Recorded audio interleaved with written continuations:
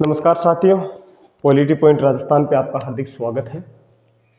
जैसा कि आप सबको पता है कि पॉलिटी पॉइंट में हम एनसीईआरटी 12th क्लास चला रहे हैं और एनसीईआरटी 12th क्लास में हमने पहला पार्ट कंप्लीट कर लिया था। आज हम एनसीईआरटी के दूसरे अध्याय की तरफ पे बढ़ रहे हैं।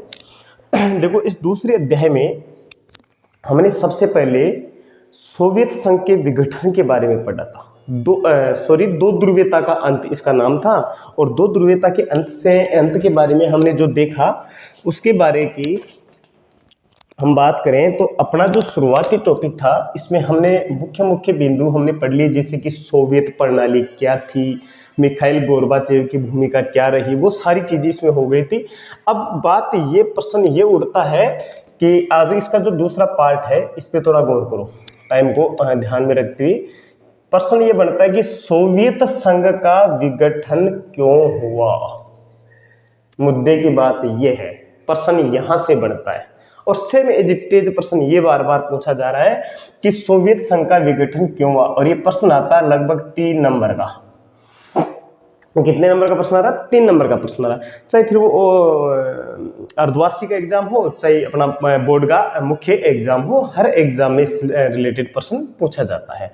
तो देखो, हम बात करते हैं सोवियत संघ का विघटन क्यों हुआ। देखो, आप लोगों को सारी ये कहानी मैंने पहले वाली जो वीडियो थे अपने उनमें मैंने बता दी थी। अगर किसी ने नहीं देखा तो पहले उनको देखो ताकि ये चीजें समझ में आ जाए। वीडियो को पूरा देखा करो, स्किप मत किया करो। पूरा वीडियो देखने से ही अपने ये टॉपिक, ये पर्सन ये कंप्लीट होंगे, मतलब ये लेसन तभी समझ में आता है। अपन क्या करते हैं, थोड़ा सा देखा फिर छोड़ देते, पूरी चीज को समझो। मतलब इनको देखो, सोवियत संघ का विघटन क्यों हुआ, ये बात है 1990-91 की। दिसंबर लगभग 25 दिसंबर 1991 को 25 दिसंबर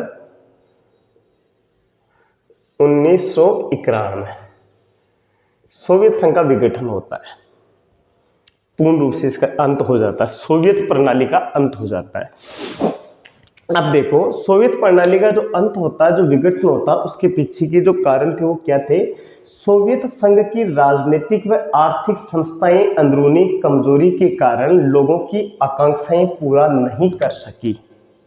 बहुत महत्वपूर्ण ये लाइन है, इसका थोड़ा ध्यान रखना कि सोवियत संघ का विघटन क्यों हुआ। उसके 15 गणराज्यों का बिखरना, उसके 15 गणराज्यों के आपसी मनमुटाव, ये शंकाएं कैसे पैदा हुई। देखो, हमने पढ़ा था कि सोवियत संघ में कहती समाजवादी प्रणाली थी वहां पे, और वो साम्यवादी देशों का गुट था ये पूरा का पूरा। तो वहां पे जो संस्थाएं थी, मतलब राजनीतिक संस्थाएं, इससे अपन सब जानते हैं कि राजनीतिक संस्थाओं का मतलब यह है कि वहां पे एकल पार्टी का शासन है, एक दलीय व्यवस्था थी, कम्युनिस्ट पार्टी का वहां पे शासन था। तो राजनीतिक वहां की जो स्थिति थी और वहां की जो आर्थिक जो संस्थाएं हैं उनके अंदर अंदरूनी कमजोरियां थी, मतलब, और वो जो कमजोरियां थी वो लोगों की आकांक्षाओं को पूरा नहीं कर सक रही थी। इसी वजह से सोवियत संघ के पतन का ये बहुत ही महत्वपूर्ण और मुख्य कारण बन जाता है। इसके अलावा एक दूसरा कारण बहुत ही महत्वपूर्ण कारण है। 1945 में दूसरा विश्व युद्ध खत्म होने के बाद में जब दो महाशक्तियों का जन्म होता है, तो इन दोनों महाशक्तियों में सबसे बड़ी होड़ होती है हथियारों की होड़, और ये सबसे बड़ा कारण होता है कि परमाणु हथियार, सैन्य साजो सामान और पूर्वी यूरोप के पिछलग्गू देशों के विकास पर हुए खर्चों से सोवियत संघ पर गहरा आर्थिक दबाव बना, जिसका सामना सोवियत अर्थव्यवस्था नहीं कर सकी, और यही कारण बनता है कि सोवियत संघ का विघटन होने की कगार पे आ जाता है। देखो, ये सबसे ज्यादा ध्यान दे रहा था परमाणु हथियारों के ऊपर, ये ध्यान दे रहा था अपने सैन्य सामग्री के ऊपर, सैन्य साजो सामान के ऊपर, इसके आर्थिक संसाधनों का खर्चा पूरा वहां हो रहा था, ठीक है। और इसके साथ साथ में पूर्वी यूरोप के देश, मैंने पहले पार्ट में आपको बताया था कि इसका जो गुट था वो था पूर्वी गुट सोवियत संघ का, यानी पूर्वी यूरोप के देशों को इसने अपना पिछलग्गू बना रखा था, छोटे छोटे देशों को पूर्व को मिला के एक अपना गणराज्य बना रखा था सोवियत संघ के रूप में। ये अपने पूर्वी यूरोप के पिछलग्गू देशों के विकास पर खर्चों से सोवियत संघ पर बहुत ही गहरा आर्थिक दबाव है, और ये सारी कंडीशंस की वजह से सोवियत संघ के जो मुख्य जो देश थे, पिछलग्गू जो देश थे या और भी अन्य जो देश थे, वो सारे आपस में इनके अंदर इनको ऐसी असमानताएं दिखना शुरू हो गई, और इन्हीं असमानताओं की वजह से ये जो देश थे ये विघटन की कगार पे पहुंच गए। एक दूसरा कारण गतिरुद्ध प्रशासन, प्रशासन अपने आप में रुक चुका था। गतिरुद्ध मतलब रुक चुका था, प्रशासन काम पे ध्यान नहीं दे रहा था, प्रशासन अपने निजी हितों पे ध्यान देता था। मतलब क्योंकि सरकार क्या थी, हमने पढ़ा था ना, राजनीतिक और आर्थिक संस्थाएं अंदरूनी कमजोरी की वजह से सिकुड़ चुकी थी। तो ये वजह भी इसमें बहुत भारी थी, भारी भ्रष्टाचार। राजनीतिक आर्थिक संस्थाओं में अंदरूनी कमजोरी का कारण क्या है, भ्रष्टाचार। तो ये एक बहुत बड़ा मुद्दा था। पार्टी का जनता के प्रति जवाबदेह ना होना, जो कम्युनिस्ट पार्टी थी वो जनता के प्रति इतनी जवाबदेह नहीं थी, सिंगल पार्टी थी, विपक्ष था नहीं। तो ये अपने आप में क्या हो गई, ये अपने आप में निरंकुश पार्टी होगी। मतलब ये सारी बातें थी इसमें, और खुलेपन का अभाव था। एक दूसरी चीज, गोरबाचेव की सुधार नीतियों का असर। गोरबाचेव ने वहां पे जो सुधार करने के लिए, देखो 1985 में मिखाइल गोरबाचेव कम्युनिस्ट पार्टी के महासचिव बनते हैं। ये वहां पे जो सुधार की जो नीतियां थी, मैंने इसके मिखाइल गोरबाचेव जो थे, इन्होंने दो इनकी एक तो नीति थी पेरेस्ट्रोइका, पेरेस्ट्रोइका, और एक है ग्लासनोस्त, ग्लासनोस्त। देखो ये अंतर्राष्ट्रीय राजनीति में ये दो शब्दावलियां बहुत महत्वपूर्ण है। ये कॉलेज स्कूल व्याख्याता के लिए भी खूब कई बार पूछा गया, पेरेस्ट्रोइका और ग्लासनोस्त। ठीक है, पेरेस्ट्रोइका और ग्लासनोस्त ये रशियन भाषा के शब्द है। ये किस भाषा के शब्द है, ये रशियन भाषा के शब्द है, पेरेस्ट्रोइका और ग्लासनोस्त। ये इसकी नीतियां थी। मतलब पेरेस्ट्रोइका और ग्लासनोस्त इसकी जो नीतियां थी, ये जो नीतियां थी, पेरेस्ट्रोइका का मतलब तो मैंने बताया था, इसका मतलब तो होगा पुनर्रचना, पुनर्रचना। ग्लासनोस्त का मतलब होता खुलापन, पुनर्रचना और खुलापन की जो नीति अपनाई थी। ये बिल्कुल एजिटेट शब्दावली पूछी गई है कि पेरेस्ट्रोइका और ग्लासनोस्त किसने अपनाया था। जैसे हम नहीं पूछते क्या कि ओपन डोर, खुले द्वार की नीति चीन में किसने अपनाई थी, डेंग श्याओपिंग, अपन ऐसा कुछ पढ़ते ना, उसी प्रकार से ये प्रश्न वेजिटेज यहाँ से ऐसा का ऐसा पूछ लिया गया था एक बार। तो एक इसमें गोरबाचेव की नीतियां भी है, क्योंकि गोरबाचेव जो थे सोवियत संघ में, इनकी ये 1985 में कम्युनिस्ट पार्टी के महासचिव बनते हैं, और ये सोवियत संघ में सुधारों के लिए कुछ नए नए मतलब वो चीजें करते हैं कि पश्चिमी देशों से तुलना करना कि हम पश्चिम के देशों की अपेक्षा बहुत कमजोर है, हम पूंजीवादी व्यवस्था की अपेक्षा हम थोड़े कमजोर है, हमें कुछ चेंज करना चाहिए, परिवर्तन करना चाहिए। हम पढ़ेंगे शॉक थेरेपी, वो इन्हीं की देन थी। मतलब वो इसी की वजह से हुआ था, वो सारी चीजें पढ़ेंगे, परिवर्तन की जो सारी चीजें थी हुई थी। और एक सबसे महत्वपूर्ण प्रश्न, और यही एग्जाम में आप लोगों को कंफ्यूज करता है, मैं थोड़ा सा इसको देखो आपको बता देता हूं। इसका यहां तक मैं इसको थोड़ा एक बार इसको देखो, मैं जैसे ही दूर होता हूं इसको थोड़ा सा एक बार साफ मतलब देख लिया करो, और या इसको वो लिख भी लिया करो, वो लिखना चाहो तो। देखो एक प्रश्न आता है कभी कभी सोवियत संघ के विघटन के कारण से, प्रश्न यूं आता है, मैं थोड़ा अलग पेन से लिख रहा हूं कि सोवियत संघ के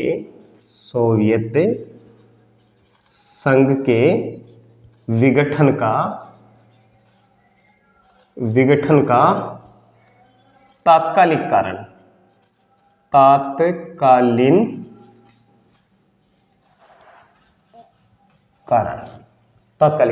देखो ये सारे के सारे सोवियत संघ के विघटन के कारण थे, पर सर्वाधिक तात्कालिक कारण क्या था हम नहीं पढ़ते कि 1857 की क्रांति क्यों हुई। अच्छा, 1857 की क्रांति होने का सर्वाधिक तात्कालिक कारण क्या था, वही बात यहां लागू हो रही। तो इसका सबसे इंपॉर्टेंट बिंदु यह है, दो शब्द याद रखने आपको, राष्ट्रवादी भावनाएं और संप्रभुता का उभार।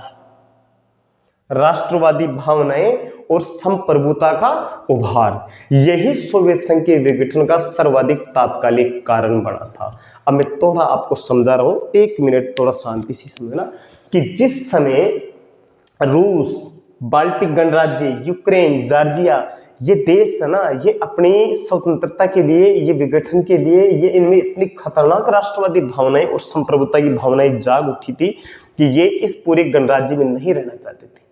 ये इन 15 राज्यों के संयुक्त गठबंधन को बिखेर कर ये अपने आप को स्वतंत्र और संप्रभु राष्ट्र बनाना चाहते थे।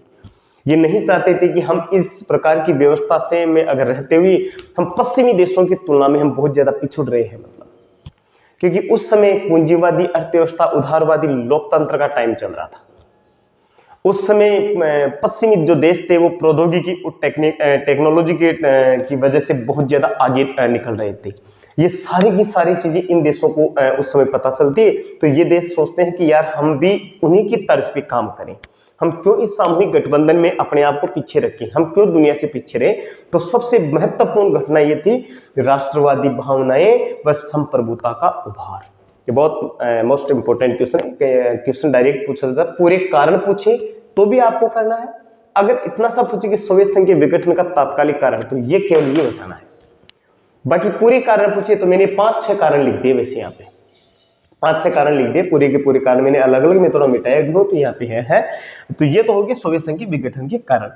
अब आता है प्रश्न सोवियत संघ के विघटन के कारणों के विघटन के बाद में इसके परिणाम।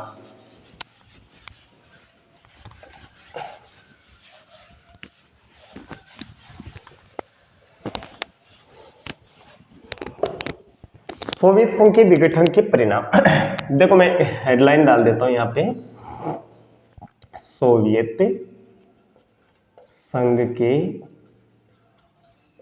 विघटन के परिणाम। सोवियत संघ का विघटन कब हो रहा है? 25 दिसंबर 1991। सोवियत संघ का जब विघटन हो रहा था तो उस समय वहां के जो नेता थे वो थे बोरिस येल्त्सिन।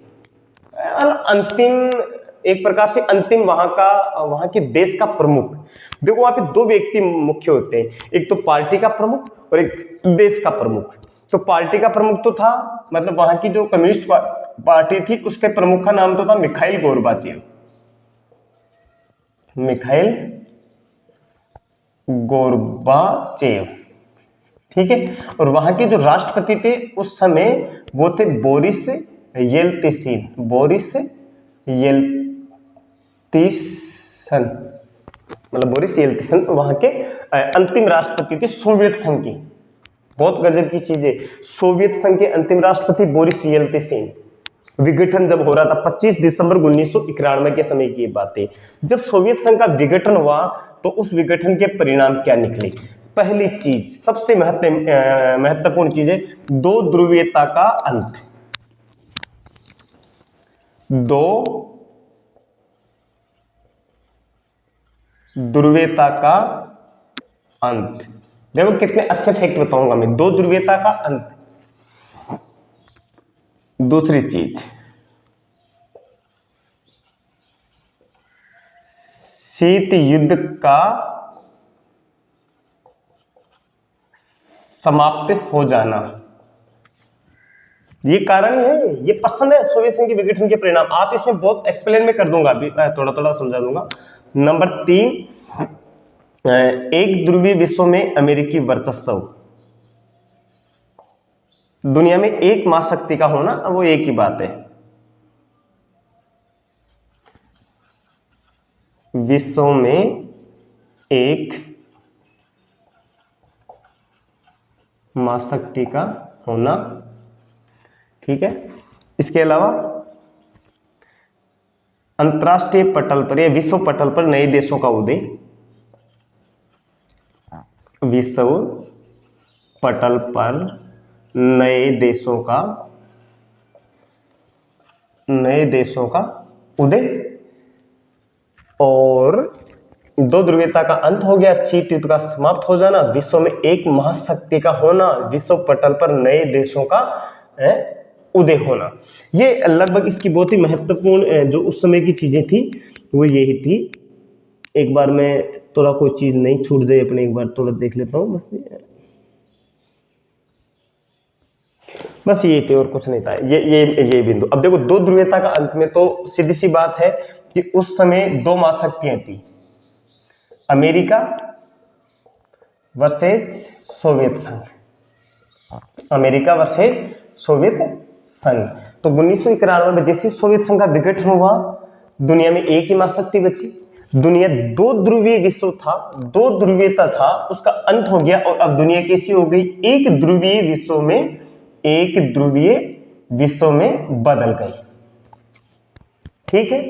दूसरी चीज, शीत युद्ध का समाप्त, हमने पढ़ा था दूसरा विश्व युद्ध समाप्त होने के बाद में 1945 से 1990 तक, 1945 से 1990 तक ये शीत युद्ध का दौर चलता है। देखो शीत युद्ध का दौर, आप एक चीज बताऊं मैं, ये 45 वर्षों तक चलता है। लगभग कितने वर्षों तक चलता है?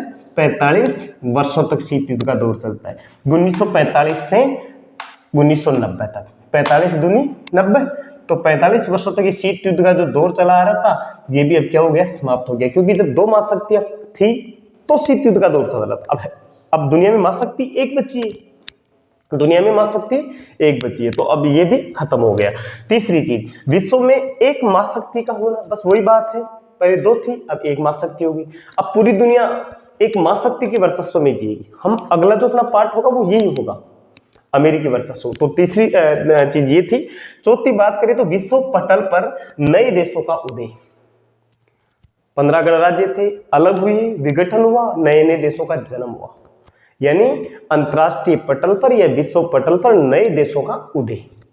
जो पूर्वी यूरोप के, जो वारसा के या पूर्वी गुट में या सोवियत संघ के खेमे में शामिल, जो साम्यवादी खेमे के जो देश थे, वो देश अब अपना नवीन अस्तित्व बना रहे थे। एक नया सवेरा उन देशों में था। मतलब तो ये दो ध्रुवीयता के सोवियत संघ के विघटन के ये परिणाम निकलते हैं। पूरी दुनिया का एक ध्रुवीय विश्व में बदल जाना, शीत युद्ध का समाप्त हो जाना, नए देशों का उदय हो जाना, सोवियत संघ का जो उत्तराधिकारी बनता है वो जैसे रूस बनता है, हमने पढ़ा था रूस बनता है, सारी की सारी शक्तियां उसको दे दी गई थी। तो ये सारी की सारी चीजें थी। अब मैं थोड़ा एक बार साइड में हो रहा हूं, इसको आप वो देख लो या लिख लो। मतलब ठीक है दोस्तों, अब देखो अलग चीज देखते हैं थोड़ा सा। अब जैसे ही वहां पे सोवियत संघ में ये होता है, सोवियत संघ में एक नई चीज का जन्म और हो जाता है। साम्यवादी शासन के बाद शॉक थेरेपी 1991 के बाद इन साम्यवादी देशों में परिवर्तन करने के लिए मतलब एक पद्धति अपनाई जाती है जिसको कहते हैं अपन शॉक थेरेपी। शॉक थेरेपी, साम्यवादी शासन के बाद इन देशों में एक पद्धति अपनाई जाती है जिसको कहते हैं शॉक थेरेपी। देखो पहली चीज तो इस शॉक थेरेपी जो शब्द है ना, इस शॉक थेरेपी शब्द का अर्थ होता है आघात पहुंचा कर उपचार करना। ये तो इसका मैंने छोटा सा इसका अर्थ बताया। शॉक थेरेपी का मतलब क्या होता है? शॉक थेरेपी, आघात पहुंचाकर उपचार करना, थेरेपी यानी उपचार करना। ठीक है, ये तो हुआ इसका अर्थ। अच्छा देखो इसमें हुआ क्या था। शॉक थेरेपी का मतलब, शॉक थेरेपी से क्या तात्पर्य निकलता है? शॉक थेरेपी से ये तात्पर्य निकलता है कि सोवियत संघ के देशों में या सोवियत संघ में जो व्यवस्था थी वो थी साम्यवादी व्यवस्था। वो कौन सी व्यवस्था थी? साम्यवादी व्यवस्था। तो साम्यवादी व्यवस्था से पूंजीवादी व्यवस्था की तरफ, साम्यवादी व्यवस्था से एक मिनट रुको, देखो साम्यवादी व्यवस्था से पूंजीवाद की तरफ, पूंजीवाद की तरफ ये एक संक्रमण था। मतलब संक्रमण का काल था ये। सोवियत संघ में साम्यवादी व्यवस्था से पूंजीवादी व्यवस्था की तरफ एक संक्रमण का जो काल था, इसी को हम शॉक थेरेपी कहते हैं। अच्छा इस शॉक थेरेपी में क्या होता है कि जो साम्यवादी जो व्यवस्थाएं थी, इस साम्यवादी व्यवस्था के अंदर जो स्वामित्व राज्य का हुआ करता था, जो स्वामित्व राज्य का हुआ करता था उत्पादन के साधनों पे, वो अब धीरे धीरे निजीकरण में बदल रहा था। वो कहीं बदलने का प्रयास किया जा रहा था, निजीकरण में बदलने का प्रयास किया जा रहा था। देखो मैं इसमें बताऊं, इसकी कुछ चीजें मैं बताऊं। इसमें मुख्य चीजें थी निजी स्वामित्व का होना, निजी स्वामित्व का होना। दूसरी चीज मुक्त व्यापार, मुक्त व्यापार। ठीक है, तीसरी चीज होती है इसमें पूंजीवादी व्यवस्था को अपनाना, मतलब है पूंजीवादी व्यवस्था को अपनाना। ये शॉक थेरेपी की चीज है, पूंजीवादी व्यवस्था को अपनाना। और एक है पश्चिमी देशों से प्रत्यक्ष संबंधों की स्थापना करना। पश्चिमी जो देश थे,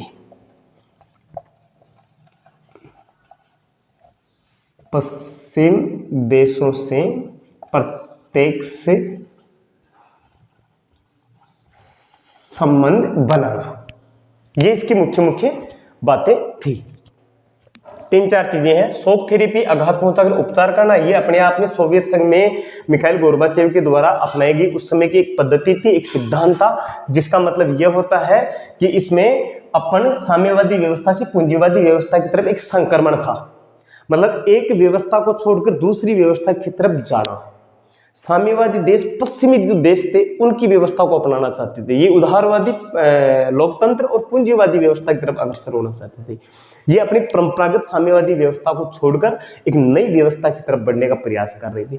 इस प्रयास के दौरान इनकी जो मुख्य टॉपिक थे, मुख्य जो बिंदु थे, वो थे निजी स्वामित्व का होना, मुक्त व्यापार, मतलब आपस में मुक्त व्यापार करेंगे, पूंजीवादी व्यवस्था को हम अपनाएंगे और हम पश्चिमी देशों के साथ प्रत्येक संबंध बनाएंगे ताकि हम उनके साथ हो रहे उनके जो प्रौद्योगिकी तकनीकी जो विकास है उसमें हम भी साथ साथ अपनी भागीदारी निभा सके। अब देखो इसके परिणाम भी क्या होते हैं, थोड़ा सा इसको देख लो आप एक बार, थोड़ा टॉपिक बड़ा होने वाला है इसलिए मैं थोड़ा जल्दी जल्दी कर रहा हूं। एक बार शॉक थेरेपी के, ये तो मैंने बता दिया शॉक थेरेपी क्या थी, अब शॉक थेरेपी के परिणाम भी मैं आपको थोड़ा सा एक बार बता देता हूं। शॉक थेरेपी के परिणाम, शॉक थेरेपी परिणाम, देखो ये जो परिवर्तन था वो अचानक परिवर्तन था। ये अचानक परिवर्तन करने की वजह से, शॉक थेरेपी इस को अपनाने की वजह से इसमें कुछ नुकसान हो गए थे। इसमें जो सबसे बड़ा जो नुकसान था वो पूरी की पूरी क्षेत्र की जो अर्थव्यवस्था थी, अर्थव्यवस्था का बिखर जाना, अर्थव्यवस्था का बिखर, अर्थव्यवस्था का तहस नहस हो जाना, तहस नहस हो जाना। 90% उद्योगों को, 90% उद्योगों को औने पौने दामों पर बेच देना, ये कुछ एक शब्दावली है, औने पौने दामों पर बेच देना, मतलब जो चीजें कीमती थी अब उनको औने पौने दामों पे, क्योंकि पहले राज्य का स्वामित्व था अब वो निजी स्वामित्व की तरफ बदल रही थी तो आसानी से दे दिया, मतलब भ्रष्टाचार बढ़ गया, मतलब भ्रष्टाचार, क्योंकि इनमें के भ्रष्टाचार बढ़ने की वजह से एक कारण था, इसमें एक व्यवस्था अपनाई गई थी कि इस व्यवस्था को अपनाने के लिए आप इनको सबको एक एक टिकट दिया गया था, मतलब इनके बेचने के लिए लाइसेंस टाइप का कोई मामला था, मतलब इसमें एक रूस की एक मुद्रा, रूस की जो मुद्रा थी उसका ध्यान रखना, रूबल, जैसे मैं बताऊंगा रूस की मुद्रा क्या है, रूबल है। रूबल में भारी मात्रा में गिरावट, रूबल में गिरावट, रूसी मुद्रा रूबल में भारी मात्रा में गिरावट। पुराने सामाजिक ढांचे के स्थान पर कोई वैकल्पिक व्यवस्था स्थापित नहीं हो पाई। पुराना जो सामाजिक ढांचा था यानी जो साम्यवादी व्यवस्था के आधार पर था उस प्रकार से कोई नई व्यवस्था स्थापित नहीं हो पाई थी, और इसमें और कुछ भी नहीं था। इसमें पुराने व्यापारिक ढांचे के स्थान पे कोई वैकल्पिक रूसी मुद्रा में नाटकीय ढंग से गिरावट आई। मुद्रास्फीति इतनी बढ़ गई कि लोगों की जमा पूंजी भी जाती रही। मुद्रास्फीति इतनी बड़ी, मुद्रास्फीति इतनी बड़ी कि लोगों की जमा पूंजी जाती रही, लोगों की जमा पूंजी जाती रही। ये सारा का सारा एक इसमें नाटक चला था।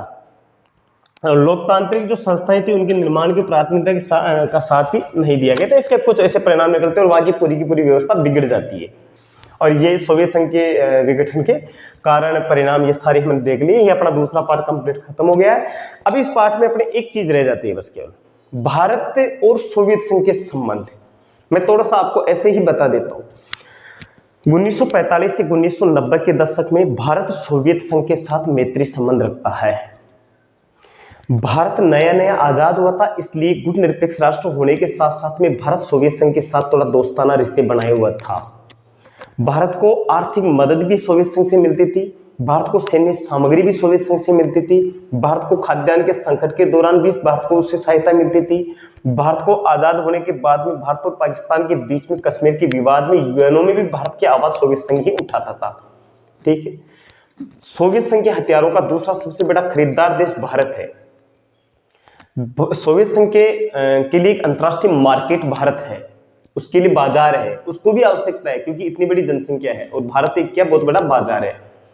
हम इस चीज से सांस्कृतिक परिवेश की बात करें तो भारत और रूस के जो लोग हैं ना वो आपस में अपने आप में तालमेल बिठाने का प्रयास करते हैं, क्योंकि यहाँ पे लिखने में तो बहुत ज्यादा समय लग जाएगा।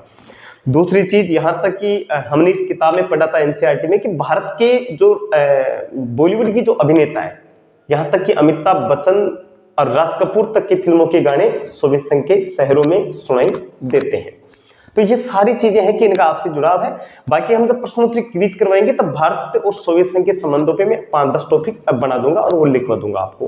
तो ठीक है दोस्तों, नेक्स्ट अपना जो टॉपिक होगा वो होगा सोवियत संघ के विघटन के बाद में पूरी दुनिया में जब दो महाशक्तियों का विघटन हो जाता है तो एक महाशक्ति का जन्म होता है और वो महाशक्ति होती है अमेरिका। हम पढ़ेंगे उस सुपर पावर के बारे में कि उस क्या व्यवस्थाएं वो कायम करता है। तो ठीक है दोस्तों, जय हिंद। आज के लिए इतना ही है और अपना नेक्स्ट टॉपिक है, क्योंकि टॉपिक थोड़े बड़े हो जाते हैं, बोरिंग हो जाते हैं, छोटे छोटे टॉपिकों में से हम पढ़ेंगे।